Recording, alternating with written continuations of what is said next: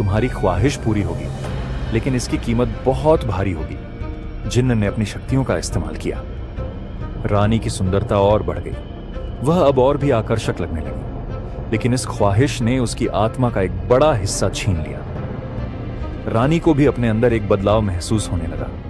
उसे लगता जैसे उसकी इच्छाओं के बावजूद वह अंदर से खाली होती जा रही है। वह जितना ज्यादा मांगती, उतनी ही अधूरी महसूस करती। एक रात रानी को एक अजीब सपना आया।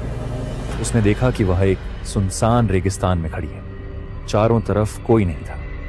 अचानक एक परछाई उसके पास आई और कहा, तुमने अपनी आत्मा का सौदा किया है, अब तुम अकेली हो, तुम्हारी इच्छाएं तुम्हें खत्म कर देंगी। रानी घबरा कर उठ गई। उसे पसीना आ रहा था, लेकिन उसने इसे केवल एक सपना समझा।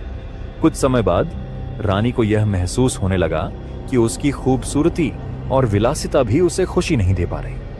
उसे डर था कि समय के साथ उसकी खूबसूरती मिट जाएगी और वह अकेली रह जाएगी। उसने जिन्न को फिर से बुलाया। मुझे अमृतत्व चाहिए, उसने कहा। मैं हमेशा के लिए जवान और अमर रहना चाहती हूं। मैं कभी ना मरूं और हमेशा दुनिया पर राज करूं। जिन्न ने एक पल के लिए चुप्पी साध ली। फिर उसने कहा, यह आखिरी ख्वाहिश आपकी आत्मा का बचा हुआ हिस्सा भी खत्म कर देगी। आप अमर तो होंगी, लेकिन आत्मा के बिना आप सिर्फ एक खाली शरीर बन जाएंगी।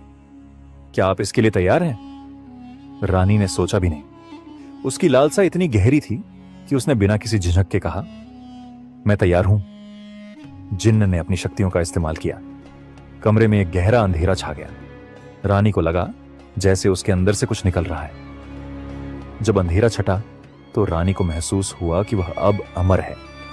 उसकी खूबसूरती और शक्ति अब हमेशा के लिए थी। लेकिन जल्द ही रानी को एहसास हुआ कि जिन्न ने जो कहा था वह सच था। वह अमर तो हो गई थी, लेकिन उसकी आत्मा अब पूरी तरह खत्म हो चुकी थी। वह अंदर से पूरी तरह खाली थी।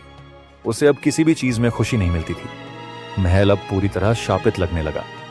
नौकर चाकरों ने महल छोड़ दिया। राजा आदित्य भी रानी के अजीब व्यवहार से परेशान होकर उससे दूर रहने लगा।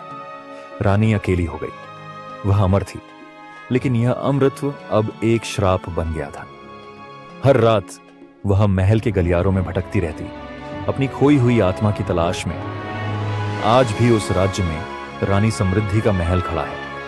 लोग कहते हैं कि रात के समय वहां रानी की आत्मा की आवाजें सुनाई देती हैं।